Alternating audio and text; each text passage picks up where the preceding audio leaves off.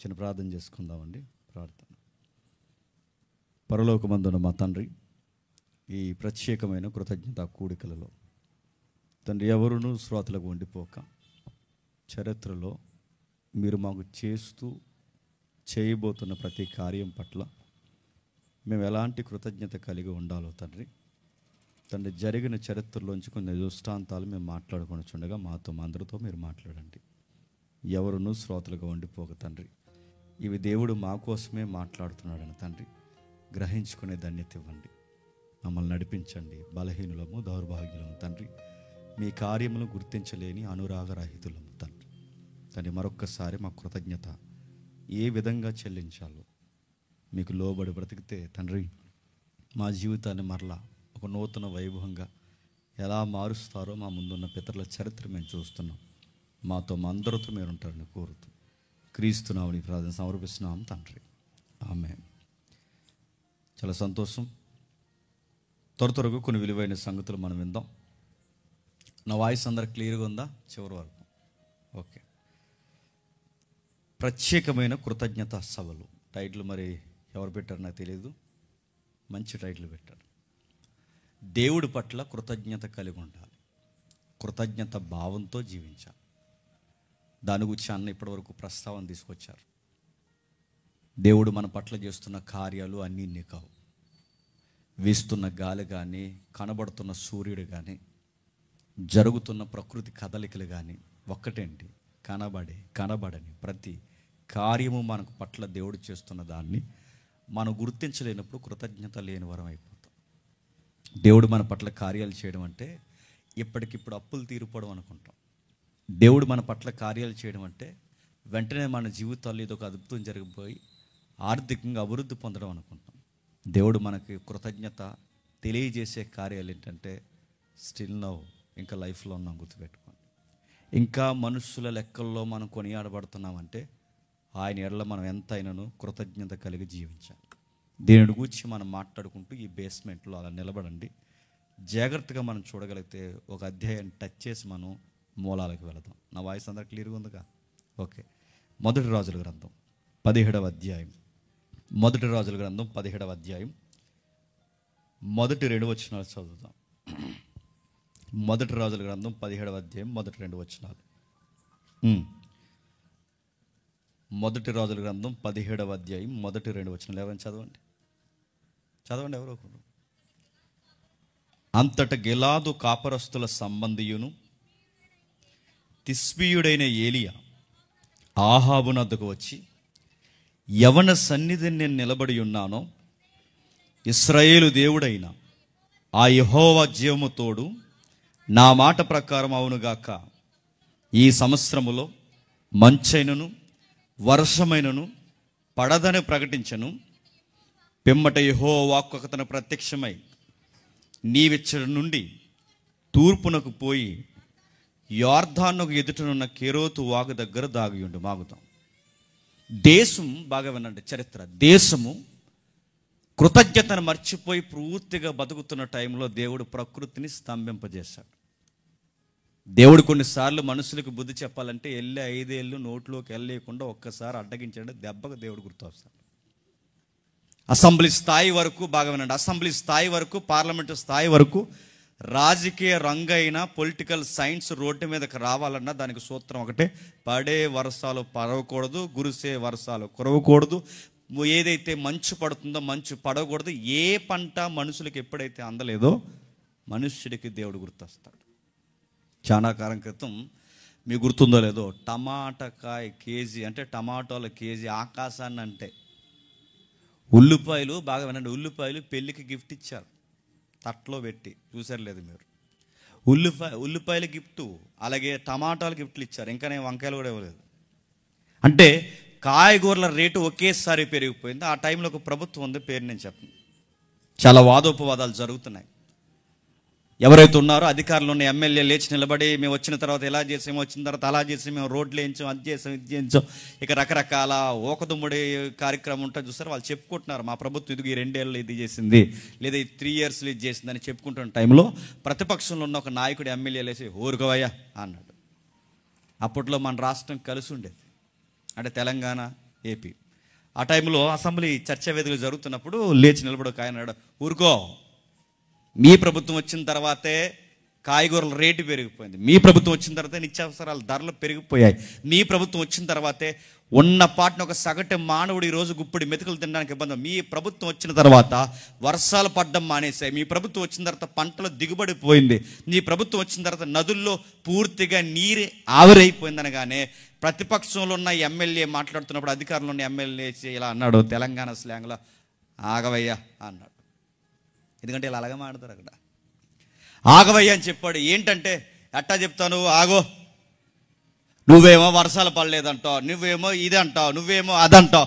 ఈ ప్రతిపక్షంలో నాయకులకి ఎమ్మెల్యేలందరికీ మేము చెప్తున్నది ఏంటంటే, దేవుడు వర్షాలు కురిసిపోతే మేము ఏం చేయమంటావు చెప్పు అన్నాడు.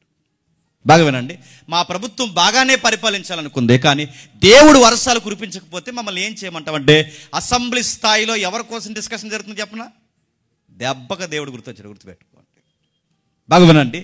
ఎక్కడైనా మానవుడికి దేవుడు గుర్తు రావాలంటే పండే పంటలు పండుతూ ఉంటే గుర్తురాడు, నిండే కడుపులు నిండుతూ ఉంటే గుర్తురాడు, కళ్ళు నెత్తికెక్కి దేవుణ్ణి మైమరిచి వాడి ఇష్టం వచ్చిన పనులన్నీ చేస్తూ దేవుణ్ణి మర్చిపోయి ఎప్పుడైతే అనురాగరహితులుగా ఉంటారో దేవుడికి మరలా ప్రార్థనలు విజ్ఞాపనలు ఈ భూలోకం నుంచి దేవుని సన్నిధికి రావాలి అంటే పంటలను ఆపేస్తాడు. ఈ పొలిటికల్ సైన్స్ ఏంటో మనకు అర్థం కావాలి అంటే ఒక బైబిల్ కథనం నడిచింది, అది తెలియాలి. మాకు తెలిసిందేగా ఏలియా చరిత్ర అనుకోకండి, మాకు తెలిసిందేగా ఆహాబు చరిత్ర అనుకోకండి. ఏలియా తెర మీదకి వచ్చి నిలబడి మాస్ వార్నింగ్ గవర్నమెంట్కి ఇచ్చే సమయానికి ప్రభుత్వం అలాంటి దిగజారుడు స్వభావంలో ఉండడానికి కారణం ఇజ్రాయెల్ దేశం ఎలాంటి గొడ్డు పరిస్థితుల్లోకి వచ్చిందో తెలియాలి. ఏం జరిగిందో బైబిల్ రచయితలు కొన్ని వ్యాఖ్యానాలు ఇచ్చారు, జాగ్రత్తగా వినండి. మీరు వినే దాన్ని బట్టే నేను చెప్పేది ఉంటుంది. ఇందాక అన్న ఏదో అన్నాడు, నేను లైవ్లో వింటున్నాను, తెలుగు రాదా మీకు అన్నాడు. ఎందుకు? స్పందన కరువు అయిందని. నేను మళ్ళీ చెప్తున్నాను, ఎప్పుడు జ్ఞానం మన దగ్గర చెప్తాను. నేను ఎప్పుడు జ్ఞానం ఎప్పుడు ఎలా ఉంటుంది అంటే చెప్పేవాడిని బట్టి ఉండదు, చెప్పండి, వినేవాడిని బట్టి ఉంటుంది. మీరు బాగా వింటే నిలబడిన ఆయన బాగా చెప్పగలరు. కాబట్టి మీకు అర్థమైపోయినా చెప్పండి, అర్థమైనట్టే ఇంకా చూడండి, చెబుతా, మాట్లాడుకుందాం. ఏం జరుగుతుంది? బైబిల్ బాగా వినండి. బైబిల్ సుమారు 2 నిబంధనలు. ఈ 2 నిబంధనలు, ఒకటి పాత నిబంధన, 2 కొత్త నిబంధన. ఈ పాత కొత్త నిబంధన ఒక కథానాయకుడు చుట్టూ తిరుగుతాయి. ఆ కథానాయకుడికి నీ జీవితం అనే కథనానికి ఇంటర్నల్ లింక్ ఉంటుంది. ఆ లింక్ ఏంటో నీకు అర్థమైతే నువ్వు ఏ విధంగా దేవునికి థ్యాంక్స్ చెప్పాలో నీకు అర్థమవుతుంది. థ్యాంక్స్ మీన్స్ కృతజ్ఞత. దాన్ని ఎలా తెలియచేయాలి నీకు అర్థమవుద్ది. అంటే ఓ కథానాయకుడు ఉన్నాడు, కనబడని ఈ ప్రకృతిని నడిపిస్తున్న ఒక అదృశ్యుడైన వాడు దృశ్యంగా ఈ భూమి మీద అడుగుపెట్టిన చరిత్ర నమోదు చేయబడింది. ఆయన చుట్టూ ఈ బైబిల్ కథనం నడిచిందంటే, ఎస్, ఆయన చుట్టూ ఈ బైబిల్ కథనం నడిచింది. ఏంటి బైబిల్ అంటే? 66 పుస్తకాలు. ఏంటి బైబిల్ అంటే? 1189 అధ్యాయాల కూర్పు. ఏంటి బైబిల్ అంటే? 31,146 వచనాల యొక్క నడక. ఏంటి బైబిల్ అంటే? 2 నిబంధనల కలయిక. ఏంటి బైబిల్ అంటే? 39 పుస్తకాలు పాత నిబంధనగా పిలబడితే ఆ 39 పుస్తకాలను ఇలా పిలిస్తే ఏం చెప్తున్నాయి మన చెవులు? ఆ 39 పుస్తకాలు అంటే ఒక ఆయన రాబోతున్నాడని చెప్పాయి. పాత నిబంధన 39 పుస్తకాలు ఒక ఆయన వస్తున్నాడో అని అరిశాయి. మా 39 పుస్తకాలు వస్తున్నాడు అంటే ఆ వస్తున్న ఆయన పేరు ఏం పేరు అంటే మెస్సయ్య. ఆ వస్తున్న ఆయన పేరు ఏంటంటే క్రీస్తు. ఆ వస్తున్న ఆయన పేరు ఏంటంటే దైవసుతుడు. ఆయన వస్తున్న ఆయన పేరు ఏంటంటే సాక్షాత్తు అదృశ్య దేవుని స్వరూపమైన దేవుడు. ఆయన భూమి మీదకి వచ్చేసరికి ఎలా పిలబడతాడంటే నజరేయుడైన యేసుగా పిలబడతాడు. ఈయన కోసం 39 పుస్తకాలు నడిచాయి. ఏమని నడిచాయి? ఇదిగో ఆయన రాబోతున్నాడు అని చెప్పాయి. ఆ కథానాయకుడితోనే బైబిల్ కథనం అంతా నడిచింది. ఆ బైబిల్ కథనంలోనే భక్తుల జీవిత చరిత్రలో రాయబడ్డాయి. ఆ భక్తుల జీవిత చరిత్రలోనే ఈరోజు నీకు నాకు సంబంధాలు ఉన్నాయి. ఏముంది? అర్థమైనట్టు ఉంది, అర్థం అవ్వట్లేదని నాకు అర్థమవుతుంది. జాతకం ఏంటంటే చివరికి వెళ్ళేసరికి అన్నీ అర్థమవుతాయి. కేవలం థామస్ ఫ్యామిలీయే కాదు, కృతజ్ఞత తెలియజేసింది. చెప్పండి, నువ్వు మనం అందరం దేవుని కృతజ్ఞత చెల్లింపబద్దులమై ఉన్నాం. ఏం జరిగింది? ఏం జరుగుతుంది, ఏం చెబుతున్నాడు? 39 పుస్తకాల కలయిక మెస్సయ్య వస్తున్నాడని చెప్పింది. అన్నవాడు వస్తాడని చెప్పినవాడు చెప్పినట్టుగానే అన్నట్టుగానే ప్రవక్తల నోట, నీతిమంతుల నోట ప్రవచన రూపంలో, దర్శన రూపంలో, కళల రూపంలో, రచన, రాజకీయం, రాజుల చరిత్ర అన్నిటి కూర్పులో మొత్తం మీద రానే వచ్చాడు. ఆ వచ్చిన వాడు వచ్చాడో అని కన్ఫర్మ్ చేసిన 4 పుస్తకాలు సువార్తలు. అర్థమవుతుంది అనుకుంటున్నా. 39 పుస్తకాలు ఏమైనా వస్తాడని చెప్పారు, వచ్చిన వాడు నిజంగానే వచ్చాడు. ఆ వచ్చిన వాడు వచ్చాడని కన్ఫర్మ్ చేసిన బుక్స్ 4 సువార్తలు. ఆ 4 సువార్తలు ఎప్పుడైతే ఆయన వచ్చాడని కన్ఫర్మ్ చేశాయో, వచ్చిన వాడు నిజంగా వచ్చాడని ఒక టీం ఫామ్ అయింది.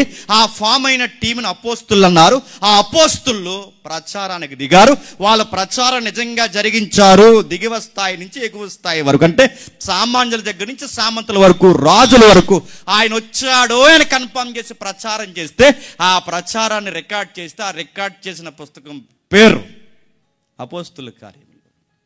ఆ అపోస్తుల కార్యం ఎప్పుడైతే రికార్డ్ అయిందో, ఆ అపోస్తుల గారి రికార్డ్ తర్వాత పత్రికలు వచ్చాయి.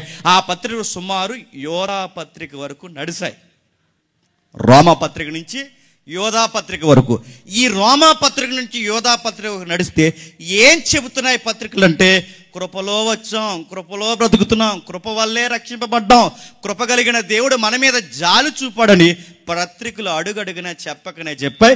క్రియల వలన ఎవడో రక్షింపబడలేదని, ఎవడో వీరోచితమైన కార్యాల వలన నీతిమంతుడు కాలేదని, కేవలం ఆయన ఉచిత కృప వలనే మనం రక్షణ పొందామని, ఆ పొందిన కృపను మనం పోగొట్టుకోకుండా, ఆయనకు అనురాగరహితులుగా మారిపోకుండా, కృతజ్ఞత కలిగి ఉండకపోతే సంఘమైనా, నువ్వైనా, నేనైనా, ఏదైనా కక్కిన వాంతికి తీరిన కుక్కతో సమానం అవుతామని పత్రికల పరంపర హెచ్చరించింది. ఆ పత్రికలు అలా చెప్పాయి, కృపలో ఉన్నాం.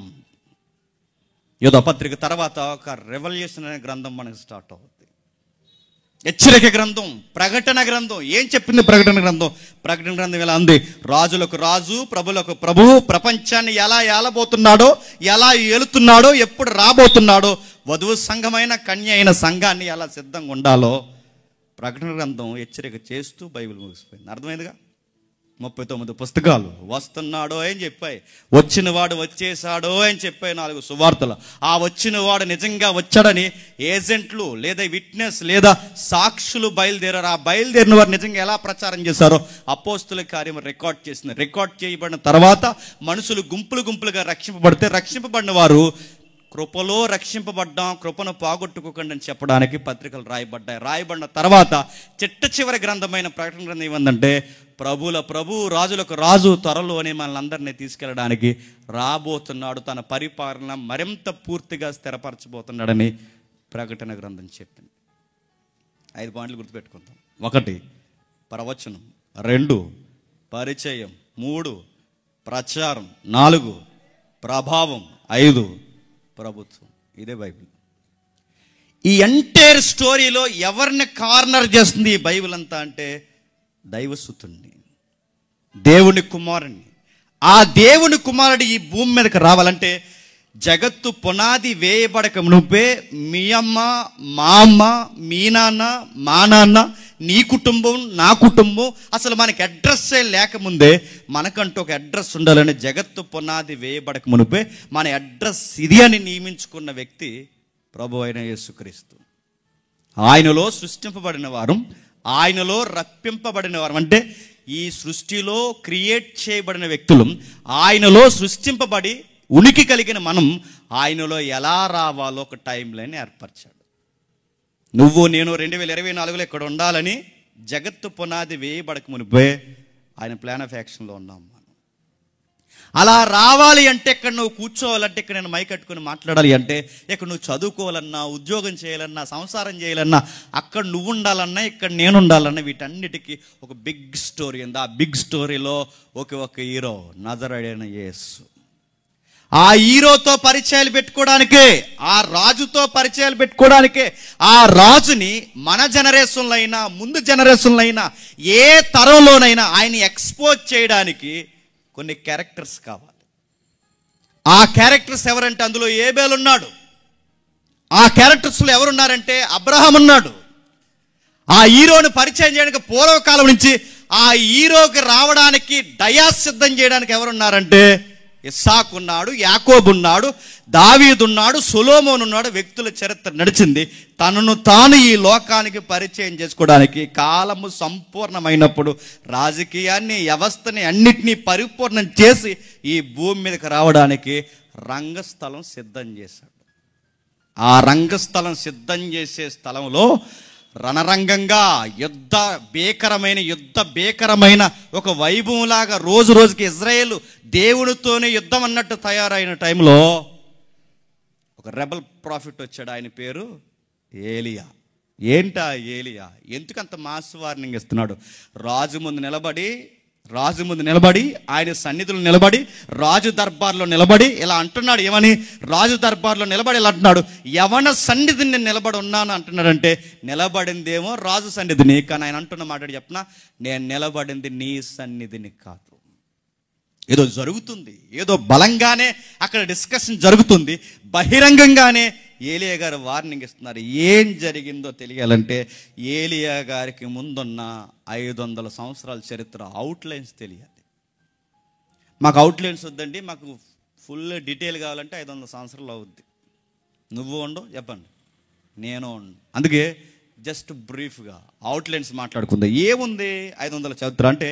ఈ 17 అధ్యాయానికి ముందు ఏముందంటే 500 సంవత్సరాల చరిత్ర ఉంది ఏలియాను వాడుకోవడానికి. కృతజ్ఞత లేని ఇజ్రాయేలుకి బుద్ధి చెప్పడానికి 500 సంవత్సరాల చరిత్ర ముందు నడిచింది. ఏమి నడిచిందంటే 1446లో, క్రీస్తు పూర్వం 1446 అంటే ఇక్కడి నుంచి 3000 చిల్లరి. 1446లో ఇశ్రాయేలులు మర్చిపోలేని ఒక ఈవెంట్ దేవుడు తెర మీద తీసుకొచ్చాడు.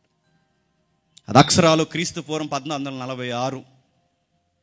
మన స్వతంత్ర భారతదేశం స్వతంత్ర దేశం అయిందనడానికి 1947 మనం ఎలాగైతే ఎప్పటికే మర్చిపోలేమో, ఇశ్రాయేలు కూడా మర్చిపోలేని సంవత్సరం ఏముందంటే 1446. ఏం జరిగింది 1446 అంటే? ఇందాక అన్న చదివించాడు. రాత్రికి రాత్రి ఒక గొర్రె పిల్లను తెమ్మన్నాడు, రాత్రికి రాత్రే రక్తాన్ని పుయ్యమన్నాడు, రాత్రికి రాత్రే కుటుంబాలు కూటాలు పెట్టుకోమన్నాడు, రాత్రికి రాత్రే మాట వినకపోతే ఐగుప్తీయుల ఇంట్లో శవాలు లెగిసినట్టే మీ ఇంట్లో కూడా శవం లెగుస్తుంది. అలా లేవకుండా ఉండాలి అంటే కూటం పెట్టుకోండి, కూటంలో కుటుంబాలు కూడుకున్న మీరు రక్తాన్ని పుయ్యండి, రక్తాన్ని పూసిన మీరు ఒక్కొక్కరు వెనక్కి దాక్కుని ఆ గొర్రెపిల్ల శరీరాన్ని తినండి. ఈ రాత్రికి నేను మరణదూత దేశం మీద సంచరించబోతున్నాం అన్నట్టుగానే దేవుడు సంచరించాడు. ఎందుకు గొర్రె పిల్లని తెమ్మన్నాడు? ఎందుకు వాళ్ళు కూడుకున్నారంటే, మీరు విన్నారు లేదు, ఇటీవల కాలంలో నేను చాలా దిక్కుని చెప్పాను. ఎందుకు కూడుకోవాలంటే ఇశ్రాయేలు కూడా ఐగుప్తీయులు ఉన్నప్పుడు ఏమీ తిన్నంగా లేరు. ఇశ్రాయేలు మన తాతలు ముత్తాతలు కదండి, ఆత్మీయంగా మాడుకుంటే ఎక్కడికి వెళ్తే అక్కడ వాళ్ళని ఇమిటేట్ చేస్తుంటారు. అదో జబ్బులకి. నేను చాలాసార్లు మెసేజ్లో చెప్పింది మీకు చెప్తున్నాను, వినండి. మనం పల్లెటూరులో పుట్టాం, మిడిల్ క్లాస్లో పుట్టాం, మన మూలాలు మనం మర్చిపోకూడదు ఎక్కడికి వెళ్ళినా. కానీ కొంతమంది ఏరియా మారేసరికి వాళ్ళకి ఇస్సిస్ ఎక్కువైపోద్ది. మీరు చూసారా? ఎక్కడ లేని ఎదవ స్టైల్ వచ్చేది, మీరు చూసారు లేదు? మనం ఎలా ఉన్నాం అలాగే మాట్లాడదాం. అలా ఉన్న వాళ్ళు ఇష్టపడతారు, లేకపోతే మాట్లాడతారు పోతారు. అంతేగాని ఇప్పుడు వాళ్ళ కోసం మనం వంకర భాషలు మనం ఏమి నేర్చుకోవాల్సిన అవసరం లేదుగా, ఇస్తాను అనాల్సిన అవసరం లేదుగా. ఇశ్రాయేలు ఇలాంటి బాగా వినండి, ఇమిటేట్ చేస్తారు. వాళ్ళు రాజకీయాన్ని ఇమిటేట్ చేస్తారు, డ్రెస్ కోడ్ని ఇమిటేట్ చేస్తారు, తిండిని ఇమిటేట్ చేస్తారు. ఒక్కటేంటి, ఎక్కడికి వెళితే ఆ ప్రజల్లాగా బిహేవ్ చేసే యాటిట్యూడ్ వీళ్ళు నేర్చుకుంటారు. చాలా క్రితం చెప్పింది మీకు చెప్తాను వినండి. మా ఊర్లో ఆవిడ కోవైట్ వెళ్ళింది. 5 years 6 years తర్వాత ఇండియాకి వచ్చిన తర్వాత మాట్లాడుతూ కాయగూరలు అమ్మేవాడికి ఎత్తుంది బిల్డప్. అదేదో దారిలో కాయగూరలు అని అమ్ముకుంటుంటే ఆ కాయగూరల దగ్గరకు వచ్చి అన్నదంట, ఇవి ఏమి కాయలు అని అడిగిందంట. అలా ఆయన కంగారు వచ్చింది, ఇది ఎలాగైపోయింది 5 yearsకి అని. ఇవేమి కాయలు అని అడిగితే అంత స్టైల్కి ఇవేమి కాయలు అనేసరికి అలా ఆయన ఏం కాయలా లోపల రాయి చెప్తాను అన్నట్టు. నేను అడుగుతున్నాను, ఎక్కడికి వెళ్ళినా మన మూలాలు మర్చిపోకూడదు, మన తెలుగు మర్చిపోకూడదు, మన భాష మర్చిపోకూడదు, మనం ఎక్కడున్నామన్నది మన స్థితి ఎప్పుడు మనం మర్చిపోకూడదు. ఇశ్రాయేలు మర్చిపోయారు కనుక అబ్రహాము, ఇస్సాకు, యాకోబులకి మాట ఇచ్చాను, నేను మర్చిపోలేదు. తొంగలో ఐగుప్తీయులే కాదు మిమ్మల్ని కూడా తొక్కేయాలి, కానీ మీకు ఆఫర్ ఇస్తున్నా, లేదా మీకు సౌలభ్యం ఇస్తున్నా. ఏంటో తెలుసా? Pass over. ఏంటి ప్రభా పాస్ ఓవర్ అంటే? మిమ్మల్ని దాటిపోవుట. ఎర్ర సముద్రం దాటక ముందే మరణం మిమ్మల్ని దాటిపోవాలన్నా, నా ఉగ్రత మిమ్మల్ని దాటిపోవాలన్నా, నా పిడికిల హస్తాల్లో మీరు చితికిపోకుండా, నా బాధ కింద మీరు నలిగిపోకుండా, నా దక్షిణ హస్తం మిమ్మల్ని దాటిపోవాలన్నా ఓ పని చేయండి, గొర్రె పిల్లని తెచ్చుకోండి. ఎందుకంటే ఐగుప్తీలు చేసినట్టు మీరే చేస్తున్నారు. ఐగుప్తీల బుద్ధులన్నీ మీకు ఉన్నాయి. అందుకే చూడండి, ఐగుప్తీల బుద్ధులు ఇశ్రాయేలుకు ఉన్నాయంటే ఉన్నాయి. వ్యాఖ్యానకర్తలు ఏమన్నా తెలుసా? ఇశ్రాయేల్ ఐగుప్తిని వదిలారు కానీ ఐగుప్తి ఇశ్రాయేల్ని వదలలేదంట. చిన్న మాట ఏం కాదు. ఇశ్రాయేల్ ఐగుప్తిని వదిలొచ్చారు కానీ ఐగుప్తి మాత్రం ఇశ్రాయేల్ని వదలలేదు కనుక ఒక బంగారు దూడను తయారు చేశారు. ఆ దూడను తయారు చేసిన తర్వాత దాని ముందు ఎగురుతున్నారు. ఇదేం పండురా అని అడిగితే వాళ్ళు అన్నారట, అది దూడ అంటే దూడ కాదు, ఆ దూడకు ఓ పేరు ఉంది, ఆ పేరేదో కాదు, ఆ దూడ పేరు యెహోవా. చూసారా, దూడను తయారు చేసి దూడకి పేరెట్టంటే ఈ బుద్ధులన్నీ ఎక్కడో చెప్పండి, ఐగుప్తిలోనివి. 400 సంవత్సరాలు అంటే 500 సంవత్సరాల చరిత్రలో, ఏలియా నుంచి 500 సంవత్సరాల చరిత్రలు అంటే క్రీస్తు పూర్వం 1446లో ఇశ్రాయేలు మర్చిపోలేని కార్యం ఏదన్నా ఉందంటే గొర్రె పిల్లని వధించి రాత్రికి రాత్రే పస్కా పాటలు పాడుకుంటే స్వతంత్రం వచ్చేసింది అంతే. వాళ్ళకి పాటలు పాడుకుంటే స్వతంత్రాలు వచ్చిన దేశాలు ఏదన్నా చూపించండి. అతివాదులు చనిపోయారు, మితవాదులు చనిపోయారు, కిందున్నవారు చనిపోయారు, పైన ఉన్నవారు చనిపోయారు. మన మన్యం దొరల వరకు అంటే మన అమాయకులైన ఎస్సీ వర్గాల వారిని రక్షించడానికి మన్యం దొరలు కూడా బ్రిటిష్ వారికి ఎదురు నిలబడి చచ్చిపోతే కానీ చెప్పండి స్వతంత్రం రాలేదు. అందుకే కవులు ఏమన్నారంటే, ఏ దేశమేగినా ఏముంది రక్త చరిత్ర తప్ప, ఏ దేశానికి స్వతంత్రం రావాలి అన్నా రక్తం ఏర్లై పారితే కానీ దేశానికి స్వేచ్ఛ రాలేదు. కానీ ఇజ్రాయెల్కి ప్రపంచంలో ఎవ్వరికి రాని విచిత్రమైన స్వతంత్రం ఏంటి చెప్పిన, పస్కా పాట పాడుకుంటూ వచ్చింది అంతే. వాళ్ళకి ప్రార్థన పెట్టుకుని పాట పాడుకుని ఇలా బయటకు వచ్చేసరికి ఇశ్రాయేల్ అందరూ స్వతంత్రంలో బయటకు వచ్చారు. ఆ మొదటి నెల వాళ్ళు గుర్తుండిపోయింది. ఆ రోజు వాళ్ళకి కొత్త క్యాలెండర్ స్టార్ట్ అయింది. అది కొత్త క్యాలెండరు, కొత్త నెల, కొత్త రోజు. ఆ కొత్త రోజులు వాళ్ళ ప్రారంభమైన దానికి నెలకు పేరెట్టుకున్నారు, నీసాన్ అన్నారు. ప్రారంభించారు. చరిత్ర ప్రారంభమైంది. ఇశ్రాయేలుకి చరిత్ర ప్రారంభమైంది 1446 నుంచి వాళ్ళు బయటకు వచ్చారు. సరిగ్గా 1406 అంటే 40 ఏళ్ళు పక్కకి తీయండి. 1406లో యోర్దాను దాటి కానాను భూభాగంలో అడుగెట్టారు. నేను మళ్ళీ చెప్తాను, ఎందుకు సంవత్సరాలతో సహా చెప్పాలంటే ఈ మధ్య కొంతమంది తగునమ్మా అని తయారైపోయి బైబిల్ చరిత్ర గట చెప్పండి చరిత్ర లేదంట, బైబిల్ చరిత్రల కంట బేస్మెంట్ లేదంట. మరి ఏముందంట అడుగుతాను, ఏముందంటే వీళ్ళు చెప్పే వాటికి బేస్మెంట్ ఉందంట. మన బైబిల్ చరిత్ర కంట బేస్మెంట్లు లేవంట. అందుకంట మన బైబిల్ చరిత్రకి రాంగ్ ఇంటర్ప్రిటేషన్ చేస్తారు. అలాగే బైబిల్కి ఆధారాలు లేవు, బైబిల్కి సైంటిఫిక్ విట్నెస్ లేదా హిస్టారికల్ ఇయర్స్ లేవు కనుక ఇదిగో ఇలాంటివన్నీ చరిత్ర పూర్తిగా చదవని వారి మధ్య వచ్చి మన బైబిల్కే చరిత్ర లేదంట. అందుకే ఇలాంటోళ్ళు మూతి మీద కొట్టి మీరు సమాధానం చెప్పాలంటే ఖచ్చితంగా ఈ సంవత్సరాలు మీకు గుర్తుండాలి, ల్యాండ్ మార్కులతో సహా. ఎందుకంటే ప్రార్థన చేస్తే మౌనంగా వెళ్ళిపోయే రోజులు కాదు ఇవి. ఏతువడుగు ప్రతి వానికి నీ దగ్గర సమాధానం సాత్వికంతో వాడికి అర్థమయ్యేలా చెప్పే జ్ఞానం నీ దగ్గర ఉండాలి. జనరేషన్ మారిపోయింది. బాధాకరమైన విషయం చెప్పిన 10th పాస్ అయిన మన పిల్లలకే మన బైబిల్ దేవుడి మీద డౌట్లు వచ్చే రోజులు ఇవి. 10th పాస్ అయిన మన పిల్లలే మన దేవుడిని అనుమానిస్తున్న రోజులు. అలాంటి దేవుడిని నువ్వు పరిచయం చేయాలి అంటే ఇవన్నీ నీకు తెలియొద్దా? బెరియా సంఘం వలె అలా ఉన్నవో లేదో చూసుకునే బాధ్యత నీకు నాకు లేదా?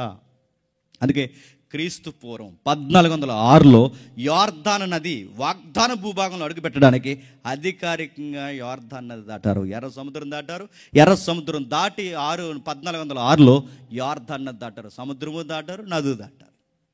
దాటి అధికారికంగా అడుగుపెట్టారు. యెహోషువ నాయకత్వంలో శత్రువులందరినీ ఓడించి దేశాన్ని పంచిపెట్టాడు. రూబేను నువ్వు ఎక్కడుండు, బెన్యామీను నువ్వు ఎక్కడుండు, యోధా నువ్వు ఎక్కడుండు, లేవి నువ్వు దేవునికి దగ్గరకు ఉండు.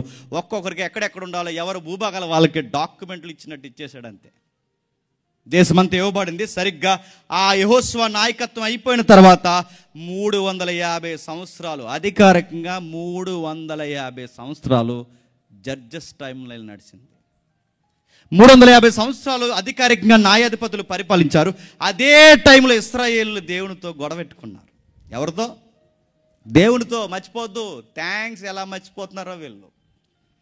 మేలు చేసి ఎర్ర సముద్రాన్ని పాయలు చేసి యార్దాను నదిని పాయలు చేసి 40 సంవత్సరాలు బట్ట మాయకుండా, చెప్పులు అరగకుండా, సొమ్మ చెల్లిపోకుండా, ఆహారం అంటే ఆకాశం నుంచి కురిపించి నీటి చుక్క, పచ్చని మొక్క, అరణ్యంలో దొరకలేని టైంలో నదులంత విస్తారమైన, సముద్రం అంత విస్తారమైన జలం ఇస్తే మర్చిపోయి దేవుడితో గొడవ పెట్టుకున్నారు.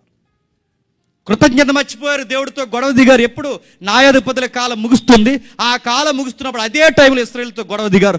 ఏంట్రా గొడవ దేవుడితో మీకంటే? మాకు రాజు కావాలన్నారు. ఏంట్రా మీకు దేవుడితో గొడవ అంటే, ఇదిగో ఇతరుల పరిపాలన వలె మాకు కూడా రాజు కావాలి, మా పిల్లల్ని పరిపాలించడానికి రాజు కావాలంటే దేవుడు చెప్పాడు, సమూయేలు నువ్వు చెప్పు ఒక మాట.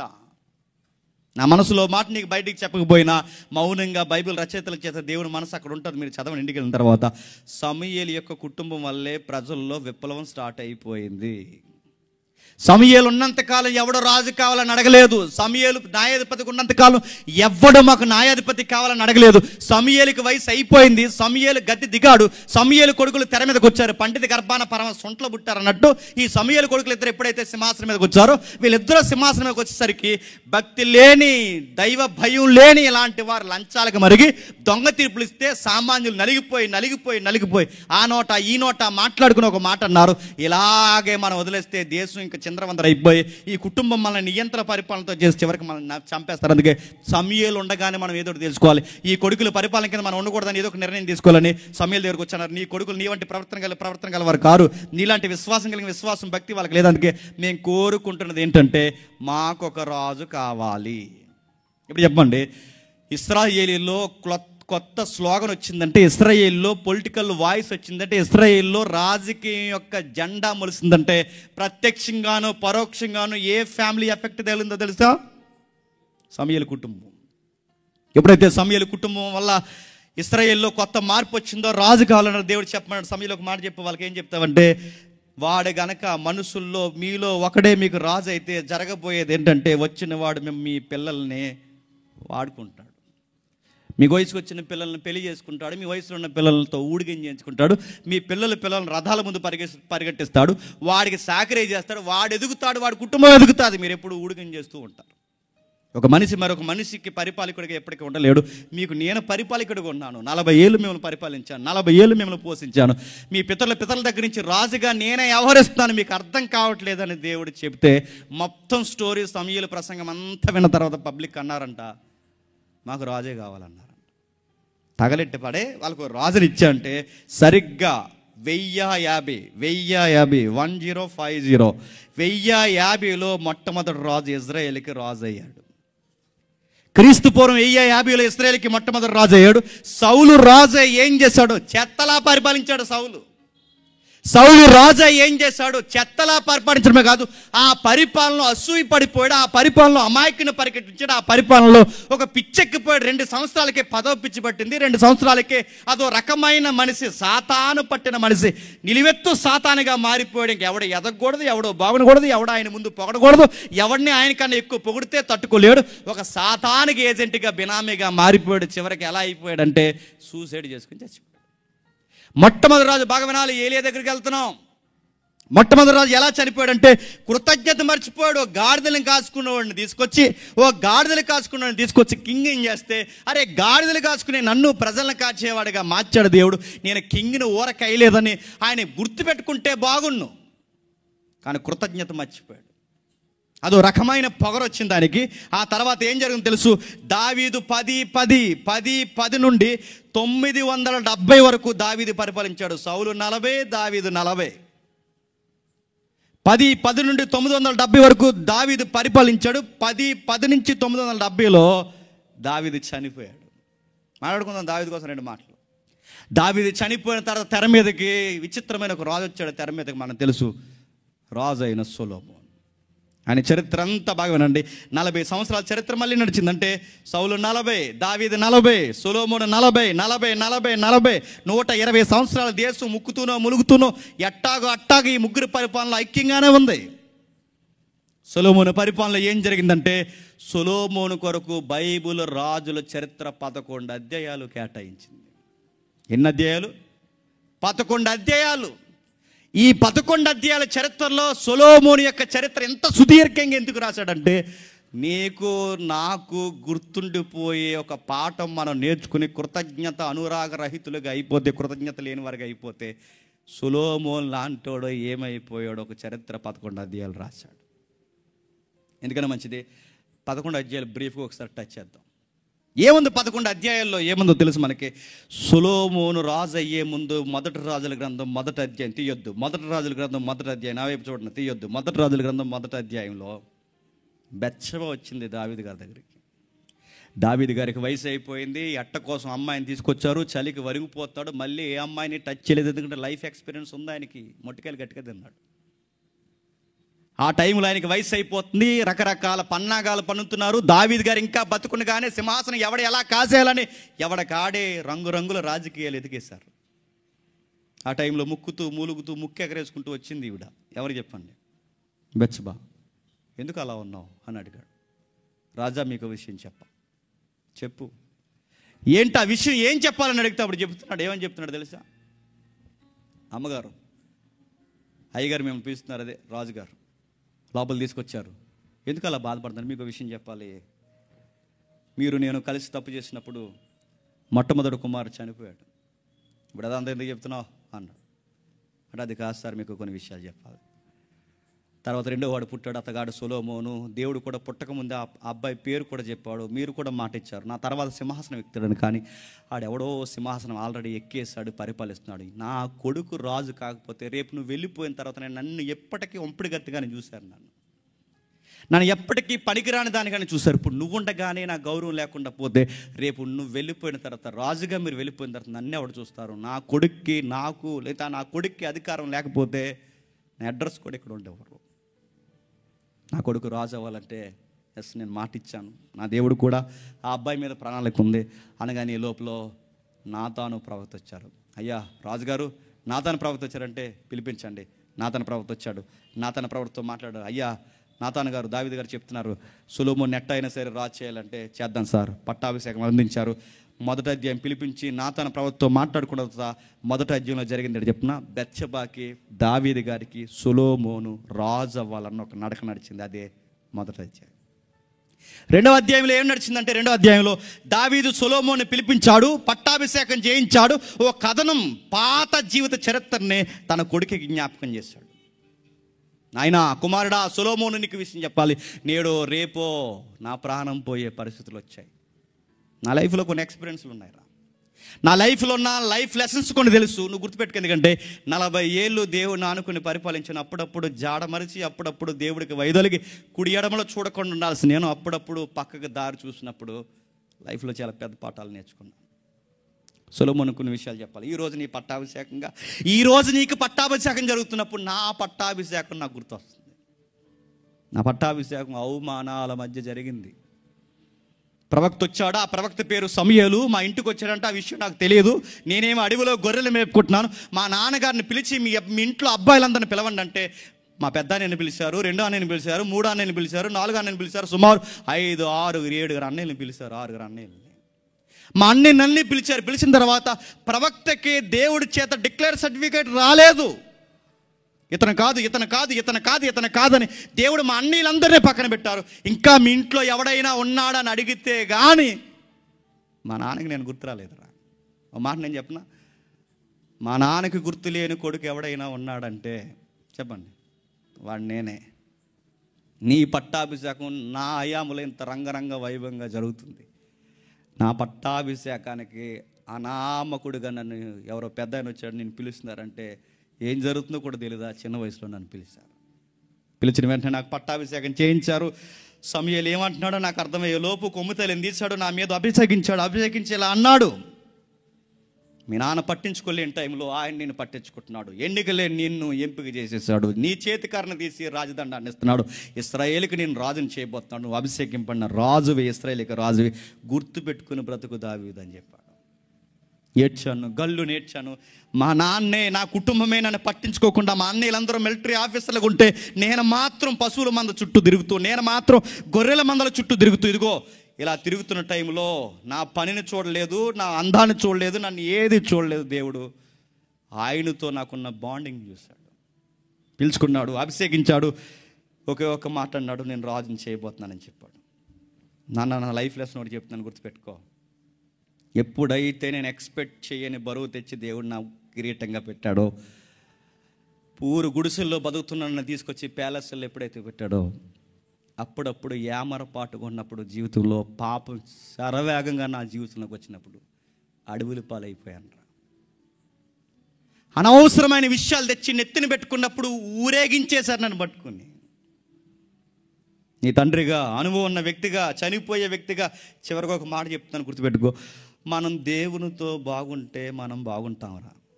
మనం దేవుడు చేసిన క్రియలు గుర్తుపెట్టుకుంటే, ఆయన కృతజ్ఞత కలిగి ఉంటే మనం ఎప్పటికీ బాగుంటాం. మన పరిపాలన బాగుంటుంది.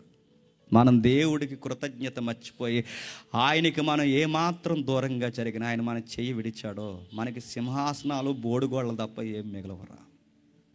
జాగ్రత్త నాన్న, నా లైఫ్లో అనుభవాలు చెప్తున్నాను, జాగ్రత్త అని చెప్పాడు. ఆ జాగ్రత్త చెప్పిన అధ్యాయం పేరు చెప్పండి, రాజుల గ్రంథం 2వ అధ్యాయం.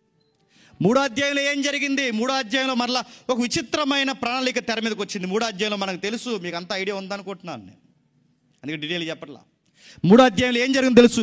3వ అధ్యాయం అంతా దావీదు యొక్క హయాములో సొలొమోను గారు ఎప్పుడైతే ఆయన పట్టాభిషేకం జరిగింది, ఆయన సొలొమోను రాజు అయ్యాడు, ప్రార్థన చేసుకున్నాడు. ఒక స్వరం ఆకాశం నుంచి వినబడింది. ఫస్ట్ టైం దేవుని స్వరాన్ని సొలొమోను వింటున్నాడు. సొలొమోను సొలొమోను సొలొమోను అని ఒక స్వరం. ఏంటి అని చూసేసరికి దేవుడు, చిత్తం ప్రభువా అన్నాడు. బాగుంది నీ ప్రార్థన, చాలా బాగా చేస్తున్నావు ప్రేయర్. నిన్ను మాట్లాడుతున్నాను సొలొమోను, ఏం కావాలి అడుగు. మీ నాన్నలా నువ్వు ఉంటే మీ నాన్నలాగా నిన్ను కూడా ఆకాశం అంత ఎత్తేస్తాను.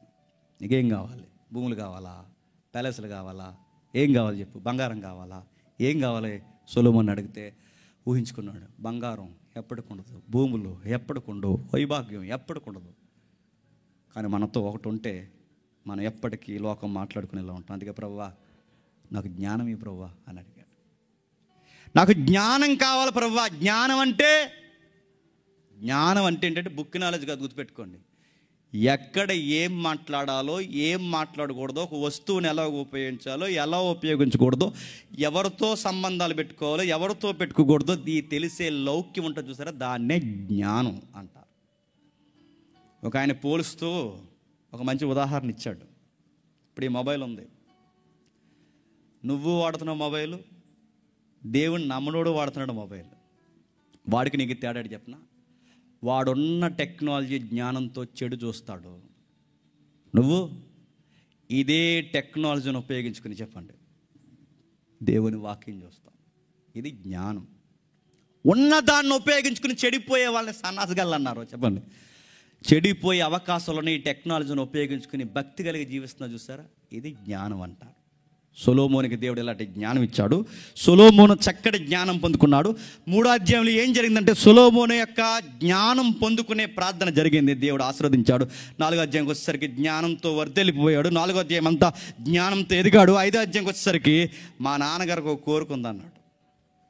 ఏముంది మీ నాన్నగారికి కోరిక అంటే, మా నాన్న వెళ్ళిపోయే ముందు దేవునికి ఒక మందిరం కట్టాలనుకున్నాడు. మర్చిపోద్దు, ఏలియా గారి దగ్గరికి వస్తున్నాం. మా నాన్నగారికి ఒక మందిరం కట్టాలని కోరుకుంది. మా నాన్నగారు కట్టలేకపోయారు. మా నాన్న కట్టాల్సిన మందిరాన్ని దేవుని చిత్తానుసారంగా నేను కట్టాలనుకుంటున్నాను. పనులను పిలిపించారు, మంచి మంచి ఆత్మ తీవ్రత కలిగిన వర్కర్స్ని పిలిపించారు. మనమైతే ముహూర్తానికి బేపనం దగ్గరికి వెళ్ళిపోదు. సొలొమోను ఆత్మ తీవ్రత కలిగిన వాడు పిలిచాడు, మాట్లాడాడు, వాళ్ళతో మాట్లాడి ఒక కండిషన్ పెట్టాడు. ఆ కండిషన్ ఏంటంటే సుత్తి శబ్దము వినబడకుండా మందిరాన్ని కట్టాలి, ఇది రూల్. అట్ట ఎట్ట కుదురుదు స్వామి అని అడిగారు. అట్ట ఎట్ట కుదరకపోయినా అట్టా కట్టడానికి వీల్లేదు అన్నాడు. అలా ఎలా కడతారంటే, మీరు ఇక్కడ సుత్తుతో కొట్టడానికి వీల్లేదు, ఇక్కడ శబ్దం వినబడడానికి వీల్లేదు, మరి ఏం చేయాలి? అప్పుడున్న ఇంజనీర్స్ అందరు కలిసి ఏం చేశారంటే, దూరంగా అక్కడెక్కడో రాళ్ళు తయారు చేసుకుని, అక్కడెక్కడో కావాల్సిన వస్తువులు తయారు చేసుకుని అక్కడి నుంచి మోసుకుని వచ్చి నిశ్శబ్దంగా స్లోగా నిశ్శబ్దంగా భక్తి కలిగి మందిరాన్ని కట్టేశారు. ఎంతో వైభవంగా మందిరాన్ని కట్టారు, అందంగా మందిరాన్ని కట్టారు. దూర ప్రాంతం నుంచి వస్తువులు తీసుకొచ్చి మందిరాన్ని కట్టారు. మందిరాన్ని అందంగా కట్టినప్పుడు 6వ అధ్యాయంకి వచ్చేసరికి ఏదో జరుగుతుందో ఒక్కసారి చూడండి. 6వ అధ్యాయం మొదటి 2 వచనాలు చదువుదాం ఒకసారి. 6వ అధ్యాయం మొదటి 2 వచనాలు. అయితే ఇశ్రాయేలీలు, చరిత్ర జ్ఞాపకం చేసుకుంటున్నారు రచయిత, చూడండి. అనగా సొలొమోను ఇశ్రాయేలీయుల 4వ సంవత్సరం ముందు జిఫ్వాను 2వ మాంసమున అతడు యెహోవా మందిరమును కట్టను ఆరంభించును.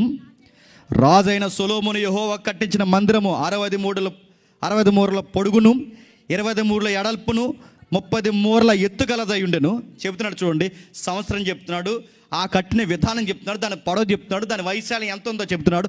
చెబుతూ 6వ అధ్యాయంలో 2 మాటలు చెప్తాడు. మొదట మందిరం కట్టాడు, తర్వాత పట్టణం కట్టాడు. మొదటి వచ్చిన అదే కనబడుతుంది. మొదట మందిరం కట్టాడు, తర్వాత పట్టణాన్ని కట్టించాడు. పట్టణాన్ని 13 సంవత్సరాలు కట్టించాడు.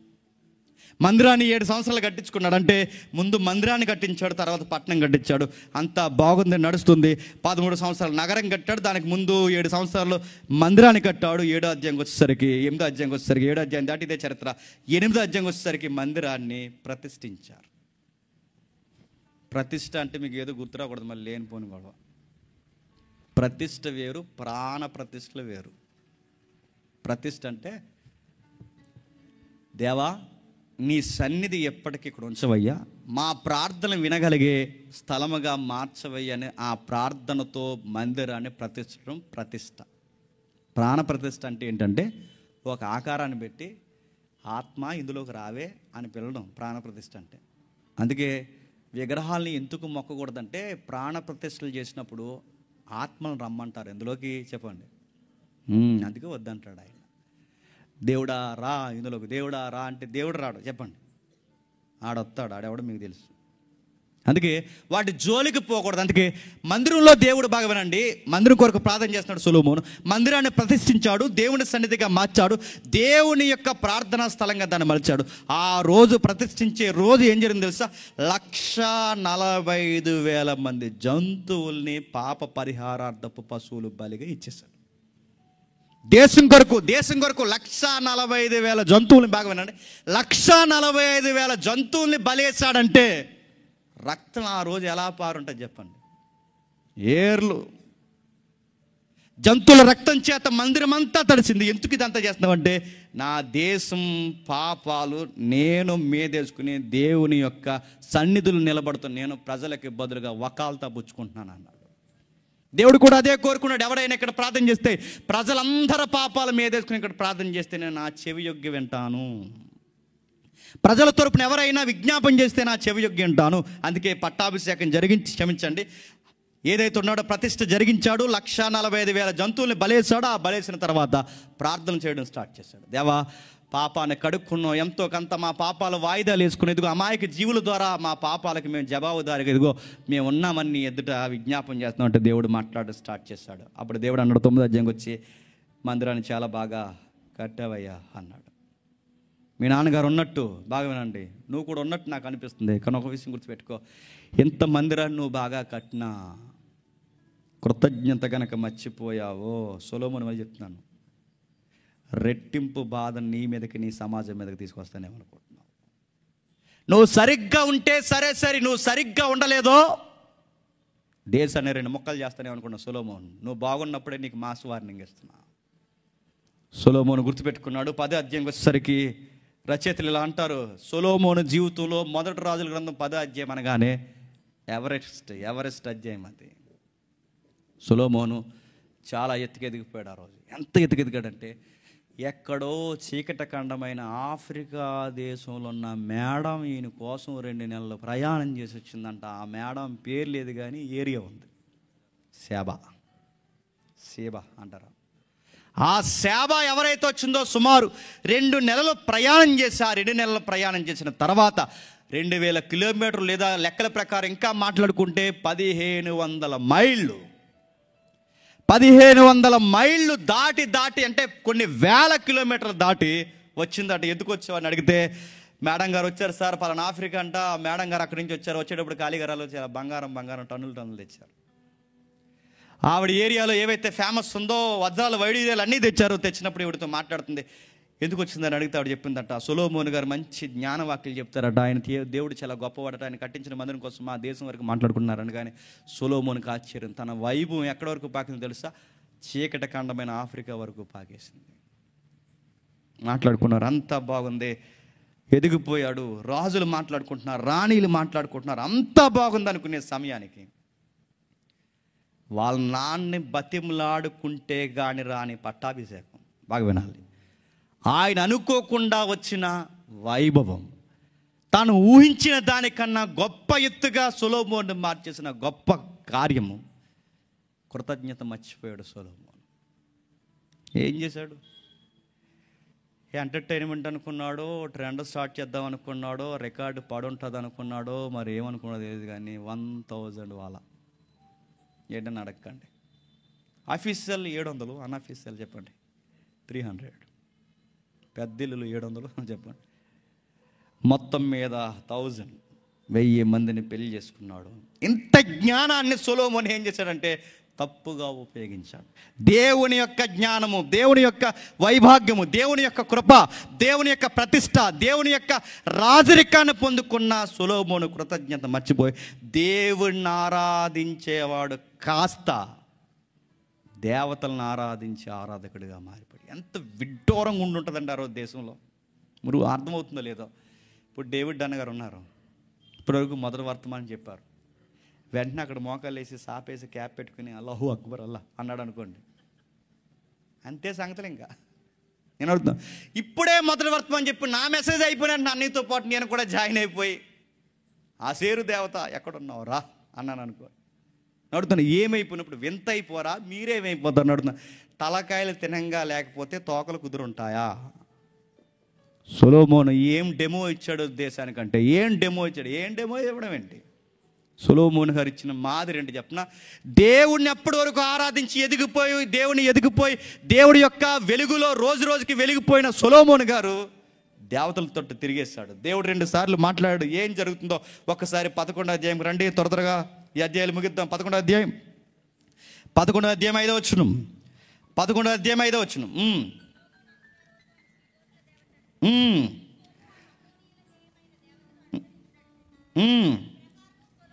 ఈ ప్రకారము సొలొమోను యెహోవా దృష్టికి చెడు నడత నడిచి తన తండ్రి అయిన దావీదు అనుసరించినట్లు యథార్థ హృదయంతో యెహోవాను అనుసరింపలేదు. సొలొమోను కెమోసు, మోయాబీల ఏయమైన దేవతలకు, మొలెకు, అమానీయుల ఏయమైన దేవతలకు యెరూషలేము ఎదుటనున్న కొండల మీద బలిపీఠం కట్టించెను. తమ దేవతలకు ధూపం వేయచ్చు బలులు అర్పించుచున్న పరాస్త్రీలు తన భార్యలను నిమిత్తము అతడు ఎలాగూ చేశాను. ఈ అధ్యాయం చదివితే మీరు విచిత్రంగా ఉంటుంది, మీరు ఇంటికి వెళ్ళినారు చదవండి. సొలొమోను మాటలు వినే రోజులు పోయాయి, సొలొమోనే భార్యల మాటలు వినే రోజులు వచ్చేసాయి. తర్వాత దేవుడు 2 సార్లు వార్నింగ్ ఇచ్చాడు. 9వ వచనం.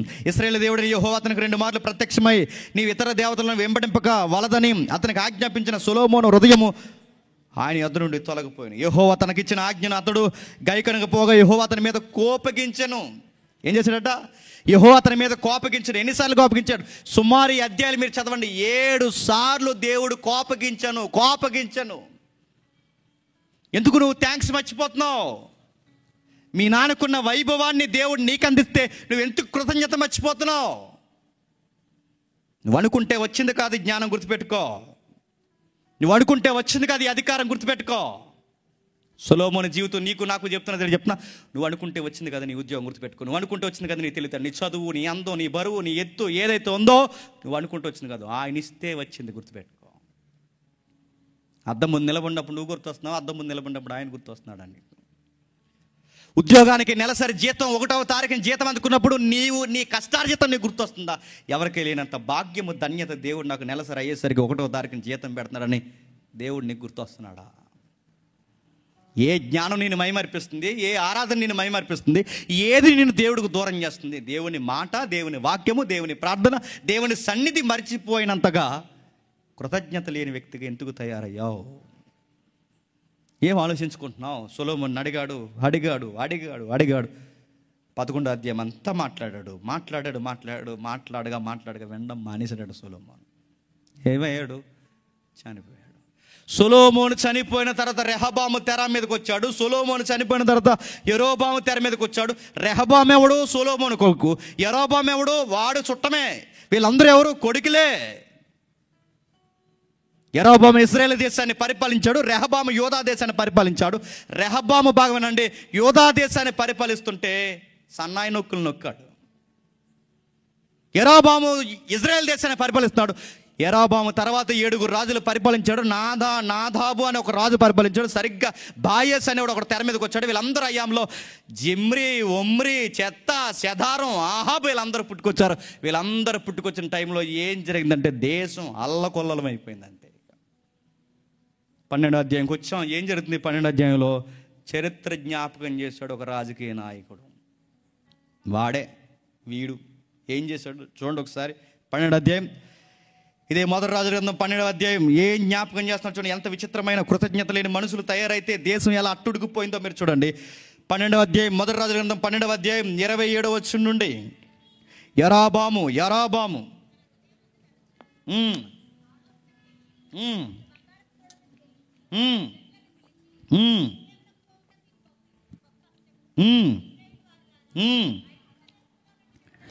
ఐగుప్తి దేశంలో నుండి మిమ్మల్ని రప్పించిన మీ దేవుడు ఇదే అని చెప్పి అక్కడ ఆపేయాడు అన్నాడు. మీ దేవుడు ఇదే. మన పితరులు, మన లెగసీ, మన పితరులు చేసిన లెగసీ ఏంటో తెలుసా? ఐగుప్తి నుంచి వచ్చినప్పుడు మన పితరులు దూడనం చేశారు.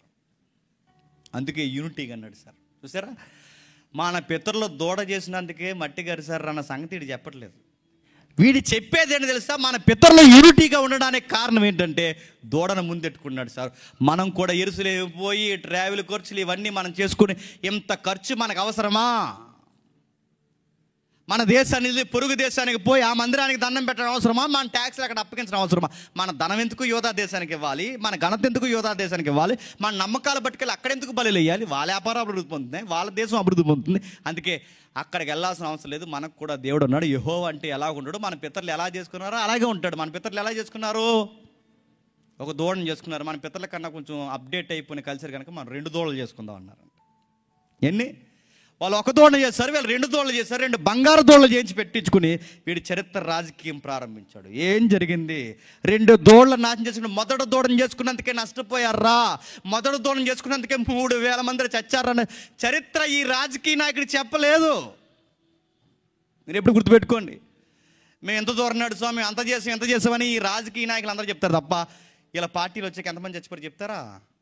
చెప్పరు. అదే రాజకీయం అంటే.